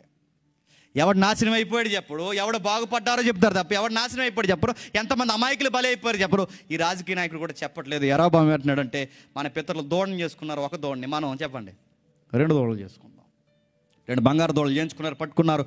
ఏం సాధించారు? పితరులు నష్టపోయారన్న సంగతి అమాయకులకు తెలియదు కనుక 2 దూడలను వీళ్ళని చేయించుకున్నాక వీళ్ళేమైపోయారు? నష్టపోయారు. 14 అధ్యాయంలో ఏం జరిగింది తెలుసు? నాదాబు తెర మీదకి వచ్చాడు. 14:14లో ఏం జరుగుతుందో ఒకసారి చూడండి. త్వరగా కొన్ని వచనాలు చూసి మనం ముగిద్దాం. 14:14లో ఇదియుగాక యెహోవా తన నిమిత్తం ఒక ఇశ్రాయేలు వారి మీద రాజుగా నియమింపబోచున్నాడు. ఆ దినమునే యెరోబాము సంతతి వారిని నిర్మూలన చేయును. కొద్ది కాలంలోనే అతను నియమింపబోవును. ఇశ్రాయేలు వారు దేవతా స్తంభం నిలిపివేసి యెహోవాకు కోపం పుట్టించి ఉన్నాను. నీటి యందు రెల్లు అల్లారినట్లు యెహోవా ఇశ్రాయేలు వారిని మొత్తి ఒకడు ఏరి పెలగించినట్లు వారి పితరులు తాను ఇచ్చిన ఈ దేశంలోని వారిని పెలగించి వారిని యూఫ్రటీస్ నది అవతల వరకు చెదరగొట్టును. మరియు తానే పాపం చేసి ఇశ్రాయేలు వారు పాపం చేయడం కారకుడైన యెరోబాము పాపను బట్టి ఆయన ఇశ్రాయేలు వారిని అందరినీ అప్పగింపబోచున్నాడు. అప్పుడు యెరోబాము భార్య లేచి వెళ్ళిపోయి తిర్సాసు పట్టణమునకు వచ్చెను. ఆమె లోగిట ద్వారపు గడప యొద్దకు రాగానే చిన్నవాడు చనిపోయాడు. అంటే నెక్స్ట్ వాళ్ళ ఫ్యామిలీలో ఏమని చెప్పినా మొత్తం కుటుంబాన్ని దేవుడు లేపేశాడు. దోళ్ళ చేసుకున్నందుకు 3000 మంది చనిపోయారు.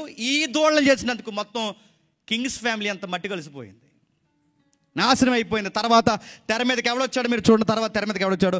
15 అధ్యాయం 26 వచనం చూడండి. 15 అధ్యాయం 26 వచనం వెళ్తున్నాం, మర్చిపోద్దు. 17 అధ్యాయం 26 వచనం. మరియు అతడు యెహోవా దృష్టికి కీడు చేసి తన తండ్రి నడిచిన మార్గంలో నడిచి అతడు దేని చేత ఇశ్రాయేలు పాపం చేయడం కారకుడు అయ్యును. ఆ పాపను అనుసరించి నడుతున్నాను. ఇది ఎలా ఉందో చెప్పనా? ఆడెదవనుకుంటే ఆడికాన్ని ఈడెదవనుకుంటే ఈడికాన్ని ఈడెదవ. అంటే ఎదవలే పదవులు ఎక్కారు తప్ప ఇంకా ఒక్క సన్నాసి అందరూ నడుతున్నారు. అందరూ సన్నాసి కాలే తప్ప పనికొచ్చేది ఎవరు లేరు. సత్క్రియలు చేసేవాడు ఎవరు లేడు. యెరోబాము తర్వాత 7 రాజులు అందరూ జిమ్రి, ఒమ్రి వరకు ఎవరు చేశారు? అందరూ పనికిమాల రాజులు వచ్చారట. వాడు ఎదవైతే నేను ఎదవైతే ఎదవలు అందరూ పదవుల్లోకి వచ్చారట.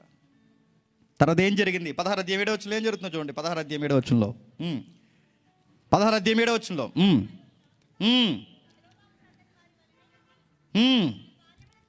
బయోసా యెరోబాము సంతతి వారి వలె ఉండి తన కార్యం చేత యెహోవా దృష్టి కీడు చేసి ఆయన కోపం పుట్టించి దాని అంతటిని బట్టి అతడు తన రాజును చంపుటను బట్టి అతని కుటుంబం వారికి అతని కుటుంబం వారికి విరోధంగా యెహోవా వాక్కు అనాను కుమారుడైన ప్రవక్తయగు యెహూకు ప్రత్యక్షమాయను. ఏం జరుగుతుంది చెప్పండి?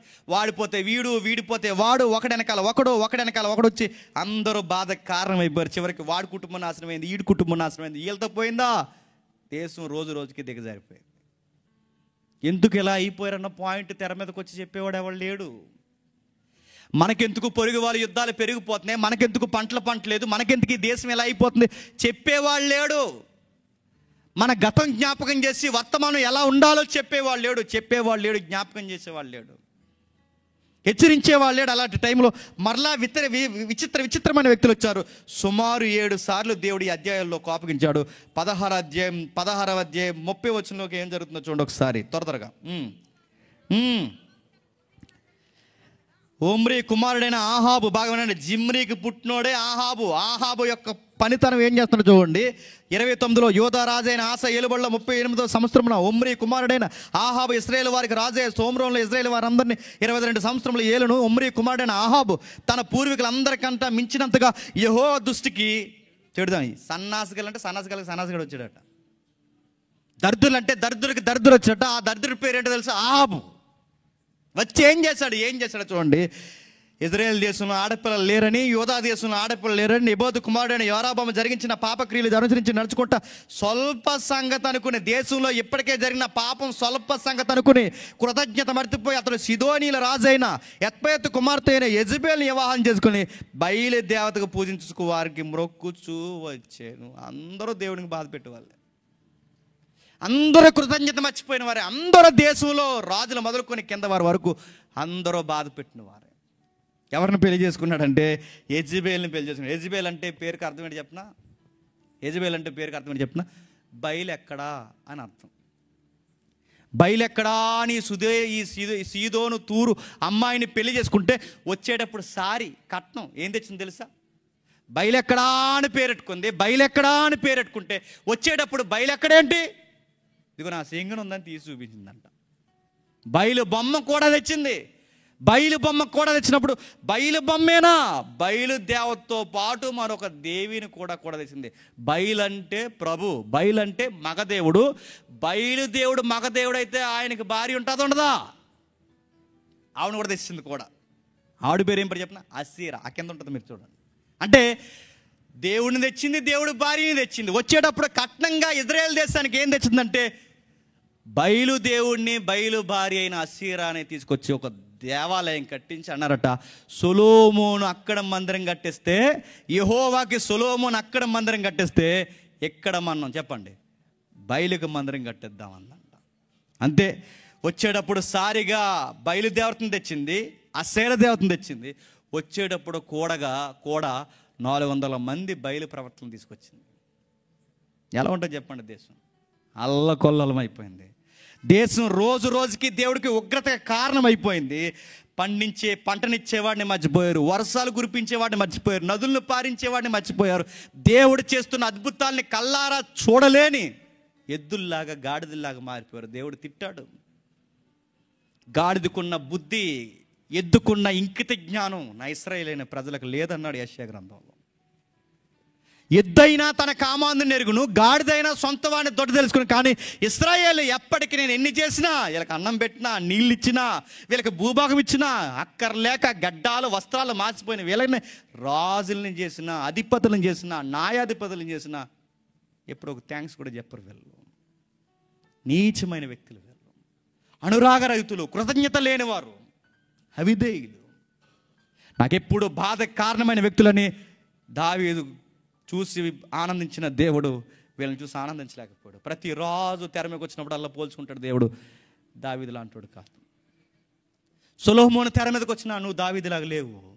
ఏ రాజు తెర మీదకి వచ్చినా ఆ రాజునే ఈ రాజులో చూడాలనుకుంటున్నాడు. కానీ దావీదు లాంటోడు మళ్ళీ ఇంకెవడో కనబడలేదు. చెప్పాలి. ఆ టైంలో ఇంకా విగ్రహారాధన పెరిగిపోయింది, ఘోరంగా పెరిగిపోయింది. సరిగ్గా టైంలో రెబల్ ప్రాఫిట్ తెర మీదకి వచ్చాడు. ఆయన పేరు చెప్పండి, ఏలియా. ఇప్పుడు అర్థమవుతుంది అధ్యాయం. ఏం చెప్తున్నాడో త్వరగా 20 minutesలో మనం ముగిద్దాం. ఒకసారి చూడండి ఏం జరుగుతుంది. అంతడు గిలాదు కాపురస్తులు సంబంధియు తిష్బీయుడైన ఏలియా. నడుతున్నాను. గిలాదు కాపురస్తులు అంటే ఆయన ఏ ఊరోడో చెప్పాడు. వాళ్ళ అమ్మ నాన్న ఎవరో చెప్పండి, చెప్పలేదు. ఏ ఊరోడో చెప్పాడు తప్ప వాళ్ళ అమ్మ నాన్న ఎందుకు చెప్పలేదు చెప్పినా గుర్తుపెట్టుకోండి. దేవుడు వాడుకోవాలనుకున్నప్పుడు బ్యాక్గ్రౌండ్లో చూడడం. మా తాత ఫలానా అని చెప్పుకో. మీ తాతకే దిక్కు దివానం లేదు ఇక్కడ.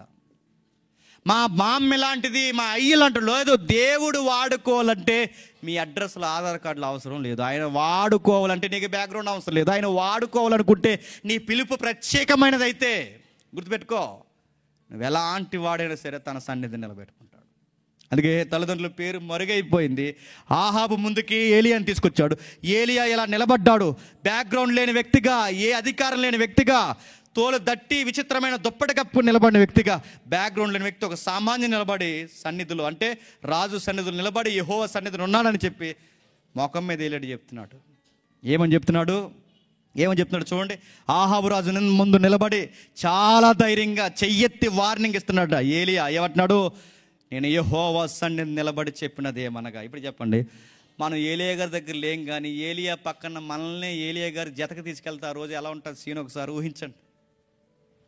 రా రాజుగారికి వార్నింగ్ ఇచ్చొద్దాం రా అంటే నువ్వు వెళ్తావా కూడా? నేను వెళ్తావా? సరే బతుకుంటే ఏదో ఆకుందాం అంటారు సార్, ఆకు చెప్పండి, ఆకుతుంది సార్ పోయి ఇంక ఎవరికి వార్నింగ్ అదని ఆహాబు గడికి వార్నింగ్. అలా ఆవిడే తిక్కలది. ఆ తిక్కల దాని పేరు చెప్పండి, యెజబెలు. ఆ తిక్కలతో ఇప్పుడు పక్కన ఉంటుంది. ఆవిడ తుమ్ముతాడు, దొక్కుతాడు. ఆవిడ ఏం చేస్తాడు? చెయ్యెత్తాడు, చేతింతే దిద్దాడు. ఆ తిక్కలది ఈడు కన్నా ప్రమాదం, ఆ తిక్కలదే ప్రమాదం. అలాంటి వాళ్ళకి మీరు వెళ్ళి వార్నింగ్ ఇద్దామంటే రా వెళ్దామంటే ఎవడన్నా వెళ్తాడా?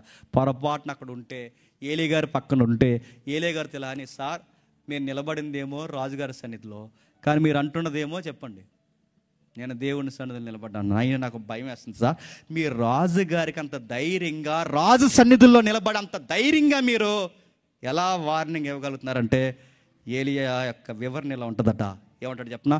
నేను దేవుని సన్నిధిని ప్రతిరోజు నిలబడుతున్నాను కనుకే, బాగా వినండి, నేను దేవుని సన్నిధిని ప్రతిరోజు నిలబడుతున్నాను కనుకే, రాజులకు రాజు ప్రభులకు ప్రభు ఆ మహారాజు ముందు రోజు నేను నిలబడుతున్నాను కనుకే వీడెంత, వీడి పరిపాలన ఎంత. అందుకే వీడి సన్నిధి నిలబడుతున్నప్పుడు కూడా నా ముందు ఎవరు ఉన్నారో తెలుసా? నా దేవుడు ఉన్నాడు. ఒక మంచి ఎగ్జాంపుల్ ఇచ్చాడు ఒక పాస్టర్ గారు, నాకు నచ్చింది ఆ ఎగ్జాంపుల్. ఒక వీడియో సోషల్ మీడియాలో చాలా వేగంగా తిరిగింది, గుర్తుందా? పిల్లలు డ్యాన్స్ చేస్తున్నారు డయాస్ ఎక్కి. ఇలా డయాస్ ఎక్కి డ్యాన్స్ చేస్తుంటే సుమారు కొన్ని వేల మంది ఆ పిల్లలు డ్యాన్స్ చూస్తున్నారు. మనమే కనుక ఆ పిల్లలు వేసే డ్యాన్స్ మనం ఉంటే వేల మందిని చూసి స్టెప్పులు మారిపోతాయి. మనకు ఒకటి గుర్తుండదు. మనకి పాట పాడమంటేనే నెక్స్ట్ చరణంలోకి ఈ చరణంలోకి వచ్చేస్తాం, దీని పలం మారిపోద్ది మనకి. కానీ ఆ పిల్లోడు భయం లేకుండా చక్కగా మ్యూజిక్ తగ్గట్టుగా వాడేస్తున్న భంగిమ అంత బాగా వేస్తున్నప్పుడు అందరూ చాలా బాగా ముద్దుగా ఆడేస్తున్న డ్యాన్స్ చూసి ఆశ్చర్యపడి, వీడి 5,000 మందిని వీడు చూడలేదంటే 5,000 మందిని చూడలేదు. వీడు ఎదురుగా టీచర్ గారు ఉన్నారు, మీరు చూసలేదా వీడియో? ఆవిడ అక్కడ చెయ్యెత్తుతుంది, వీడు చెయ్యెత్తాడు. ఆవిడ ఎలా అంటుంది, వీడు ఎలాగ అంటున్నాడు. ఆవిడ ఏం చేస్తే వీడు అంటే 5,000 మంది ఆడిని చూస్తున్నారు చెప్పండి, వాడు టీచర్ గారిని చూస్తున్నాడు. ఈ పాయింట్ మీకు అర్థమైతే, రాజు దర్బారు, రాజు, సామాన్యులు, సామంతులు అందరూ ఏలియాని చూస్తున్నారు. ఏలియా దేవుడిని చూస్తున్నాడు. ఆయన మాట్లాడమంటే మాట్లాడతాడు, ఆయన చెయ్యెత్తమంటే చెయ్యెత్తుతాడు, నువ్వు ముఖం మీదకి ఎత్తమంటే ఎత్తుతాడు, ఏది చెప్పమంటే చెప్తాడు. ఆ రాజు ఏది చేయమంటే కింద ఉన్నవాడు ఎలాంటి రాజు అయినా రాజుకు వార్నింగ్ ఇస్తాడు. నిలబడ్డాడు. ఎవరి సన్నిధిని నేను నిలబడ్డానో ఆ సన్నిధి నిలబడి నేను మాట్లాడుతున్నాను. ప్రతిరోజు దేవునితో పెనుగులాడే వ్యక్తిగా, ఆ రాజులకు రాజు ప్రభులకు ప్రభు అయిన ఆయన ముందు నిలబడ్డాను కనుక, దేశం ముందు నిలబడ్డానికైనా నాకు భయం లేదు, రాజుల ముందు నిలబడ్డానికైనా భయం లేదు, వ్యాధుల ముందు నిలబడ్డానికైనా భయం లేదు, బాధల ముందు నిలబడ్డానికైనా భయం లేదు, తుఫాను ముందు నిలబడ్డానికైనా భయం లేదు, ప్రమాదం ముందు నిలబడ్డానికైనా భయం లేదు. ఎందుకంటే నేను ప్రతిరోజు ఆయన సన్నిధుల్లో నిలబడతాను కనుక ఎవడ ముందైనా నిలబడతాను. ఎలాంటి విషయం వచ్చి నిలబడతాను అంతే. యెజెబెల్ కలిసి వచ్చినా, ఆహాబు కలిసి వచ్చినా, ఈ రాజుల చరిత్ర అంతా కలిసి వచ్చినా, ఈ టైంకి నేను ఉండాలనుకున్నాడు కనుక నన్ను తీసుకొచ్చాడు. తన జీవితం అనే కథనంలో ఏలియాకు అర్థమవుతుంది ఏంటో తెలుసా? నా జీవితం అనే కథనంలో మెస్సియా ఒక ఆయన రాబోతున్నాడని, దానికి రణరంగంగా ఈ స్థలాన్ని సిద్ధం చేయాలని, దేశం ఇలా పాడైపోవడం దేవుని చిత్తం కాదని, ఆయన రాబోతున్న టైంకి మార్గాలు సరళం చేయడానికి నేను ముంగుర్తయితే ఆయన కొరకు నేను ఆహుతి అవడానికి సిద్ధమని రంగంలోకి వచ్చిన కథానాయకుడు ఎవరు చెప్పండి? ఏలియా. నా కృతజ్ఞత నాకు తెలుసు, మా అమ్మ గర్భం నుంచి నన్ను ప్రత్యేకపరిచాడు. నా కృతజ్ఞత నాకు తెలుసు, ఎన్నికలు నన్ను పిలుచుకొచ్చాడు. నా కృతజ్ఞత నాకు తెలుసు, ఈ దుప్పటి కప్పుకుని తోలు దట్టెలు కట్టుకుని అడవుల్లో తిరుగుతున్న నా ద్వారా దేవుడు రాజులకి వార్నింగ్ ఏ విషయంలో ఇప్పిస్తున్నాడు నాకు తెలుసు. నేను కృతజ్ఞత లేని వాడిని కాదు. అది కాదు ఏలియా, దేశానికి కరువు వస్తే నీకు కూడా కరువు వస్తుంది ఏలియా. దేశానికి కరువు వస్తే నీకు కూడా దాహం వేస్తుంది ఏలియా అంటే ఏలియా అంటాడు, దేశానికి కరువు రావచ్చు గాక, రాజులకు కరువు రావచ్చు గాక, కానీ తను నమ్ముకున్న దేవుని పిల్లలకి కరువు రాదు గాక రాదు. సింహపు పిల్లలైన ఆకలి దప్పులతో చనిపోతాయేమో కానీ ఆయన నమ్ముకున్న దేవుని పిల్లలకు ఆకలున్న ఆకలి దప్పులతో చనిపోరు. నన్ను పోషించే దేవుడు గొప్ప దేవుడు. ఇశ్రాయేలు 20 లక్షల మంది 40 ఏళ్ళు అరణ్యంలో పోషించిన ఆ గొప్ప దేవుడు, ఎర్ర సముద్రాన్ని పాయలు చేసిన ఆ గొప్ప దేవుడు, ఏ భేద సేవకుని, సామాన్య సేవకుని, పనికి రాని ఎంపిక లేని ఈ సేవకుడు కూడా గుప్పుడు మెతుకుడు ఈ కరువు కాలంలో కూడా పెట్టగలడు. అందుకే నేను ధైర్యంగా చెప్తున్నాను, ప్రపంచానికి కరువు వచ్చినా నాకేం కాదు. సింహం పిల్లలైన ఆకలి దప్పులతో నాకు ఆకలి ఉండదు. అందుకే దావీదు చెప్తున్నాడు, క్షమించండి, ఏలియా చెప్తున్నాడు, మాట్లాడుతున్నాడు, నా మాట ప్రకారం అవునుగా. కానీ మాట పైన అంటున్నాడు చూడండి, యెహోవా జీవము తోడు. ఏంటట? యెహోవా జీవము తోడు అడుగుతున్నాను. యెహోవా జీవం తోడేంటి? యెహోవా జీవంతోడు ఎందుకు చెప్తున్నా? ఇది నా ఐడి, ఇది నా ఐడి, నా అడ్రస్. యెహోవా జీవంతో ఇది నా ఐడి. నేను ఎవరి పేరు మీద చెప్తున్నాను తెలుసుకో. ప్రజలందరూ చూస్తుండగా ఏంటి నీ ఐడి అంటే, మా తాత ముత్తాత ఇది కాదు. నా ఐడి ఏంటో తెలుసా? నా అడ్రస్ ఏంటో తెలుసా? యెహోవా జీవంతో. నేను దేవుని పక్షాన్ని చెప్తున్నాను, దేవుని పక్షాన మాట్లాడుతాను. యెహోవా జీవము తోడు, యెహోవా జీవము తోడు, ఆయన జీవము తోడు, ఆయన మీద ఆనబట్టి చెప్తున్నా, నా మాట ప్రకారం అవునుగాక. ఇప్పుడు చెప్పండి, నా మాట ప్రకారం అవునుగాక అంటున్నాడంటే ఈయన మాట అంటే అవునుగాక అని ఈయనకి అంత అధికారం ఇచ్చింది ఎవరు? అది ఈయన మాట అంటే జరిగేలాగా ఎంత అధికారం ఇచ్చింది ఎవరు? అన్నాడట, నిలబడ్డాడట. వర్షం పడదు, పడలేదు 3 సంవత్సరాలు. పంట పండదు, రాలేదు 3 సంవత్సరాలు. ఏలియా ఎలా అంటే, ఒక్క మాట అంటే పరలోక ప్రభుత్వం ఎందుకు ఇతనికి ఎంత అధికారం ఇస్తుందంటే, కృతజ్ఞత మర్చిపోలేదు ఏలియా. గుర్తుపెట్టుకోండి, రాజు కృతజ్ఞత మర్చిపోయాడు, తన ముందున్న రాజులు కృతజ్ఞత మర్చిపోయారు, సొలొమోను కృతజ్ఞత మర్చిపోయాడు, ఇశ్రాయేల్ సమాజం, యోధ సమాజం అంతా కృతజ్ఞత మర్చిపోయింది. కానీ కృతజ్ఞత మరవని వాడు అక్కడుంటే ప్రకృతి మాటినేలాగా చేసేసాడు అంతే. ఏలియా నిలబడ్డాడు, మాట్లాడాడు. ఏలియా ఎలా అన్నాడు? నా మాట ప్రకారం అవునుగాక. నీ మాట నీ ప్రజలు వింటారేమో ఆహాబు, నీ మాట నీ ప్రజలు వింటారేమో, నా మాట నువ్వు నిలబడిన నేల వింటుంది, నేను నిలబడిన నేల వింటుంది, ఆకాశం వింటుంది, భూమి వింటుంది, ఈ మేఘాలు వింటాయి. ఎందుకు చెప్పనా? నా మాట దేవుడు అంటాడు, ఆయన మాట చెప్పండి నేను వింటాను. మీకు అర్థమైతే ధన్యత. మనం ఎప్పుడు ఆశీర్వదింపబడతామంటే ఆయన మాట వినాలి. మనం ఎప్పుడు ఆశీర్వదింపబడతామంటే చేసినవి మరవకుండా జ్ఞాపకం పెట్టుకోవాలి. మనం ఎప్పుడు ఆశీర్వదింపబడతామంటే రాజులకు సైతం, ప్రభుత్వానికి సైతం ఎప్పుడు వింతగా మనం ఉంటామంటే ఆయనకు లోబడి జీవించాలి. దావీదు ఉన్నాడు, వర్తెలిపోయాడు. సొలొమోను ఉండలేకపోయాడు, పడిపోయాడు. రాజులందరూ మట్టి కలిసిపోయారు. రాజులకి ఇది కాదు మీ పద్ధతి, ఇది కాదు మీ జీవితం అని వార్నింగ్ ఇవ్వడానికి ఏలియా వచ్చాడు. ఏలియా చెప్తున్నాడు, మంచి మాట అన్నాడు. మళ్ళీ మీరు మాట వింటే, దేవుని కృతజ్ఞత చూపిస్తే వర్షాలు చెప్పండి పడతాయి అన్నాడు. ముగిద్దాం. ఎంత గొప్ప ఏలియా, ఎంత గొప్ప ఏలియా. ఆయన అంత ప్రత్యేకమైన అవడానికి కారణం మనగలాగా అమ్మ గర్భాన పుట్టాడు. మీరు ఇంటికి వెళ్తారు, చదవండి. యాకోబు ఏలియా అని ఏమన్నా తెలుసు? 5వ అధ్యాయంలో ఏలియా మన వంటి స్వభావం గల మనుష్యుడు, సేమ్ మనిషి. ఏలియా మనలాంటోడే, కానీ మనలాంటి ఏలియా ఇంత గొప్ప అద్భుతాలు ఎలా చేయగలిగాడంటే దేవునికి ఎప్పటికప్పుడు థ్యాంక్స్ చెప్పాడు. కాకోలం ఆహారం తీసుకున్నప్పుడు థ్యాంక్స్ మై లార్డ్ అన్నాడు. నీటి అద్దడ దొరకలేని టైంలో ఆయనకి నీటి చుక్క దొరికితే దేవునికి థ్యాంక్స్ చెప్పాడు. పేద విధవరాలు ఇంటికి పోయినప్పుడు ఆ పాత్ర పట్టుకున్నప్పుడల్లా పాత్ర పైకెత్తి యెహోవా థ్యాంక్ యూ అన్నాడు.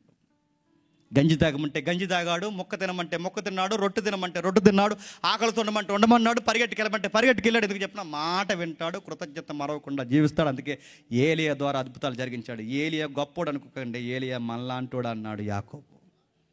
ఆ ఏలియా లాంటి అద్భుతాలు నువ్వు చేయాలంటే మళ్ళీ చెప్తున్నాను, ఆ ఏలియా లాంటి అద్భుతాలు ఈ తరంలో నువ్వు జరిగించాలి అంటే సూత్రం ఒకటే, మాట విను. నేను కూడా ఏలియా అద్భుతాలు జరిగితే ఇంక వర్షం పడకూడదు, ఈ సంవత్సరం పొడుగునా అనకండి. నీ కథనం వేరు, నీ కాలం వేరు, నీ జీవనం వేరు, నీ విధానం వేరు, నీ భక్తి వేరు, నీ టైం లైన్ వేరు. నీ ఏలియా ఇంత కొరకు, ఎవరి కొరకు ఇంత చేసి అంతంతగా ఎదిగి ఏలియా ఎవరి కోసం ఇంతగా ఎదురు చూసాడంటే, ఏలియా ఒక మాట గుర్తుపెట్టుకోండి, రాబోతున్న మెస్సే కొరకు దేశాన్ని సిద్ధపరిచాడంట.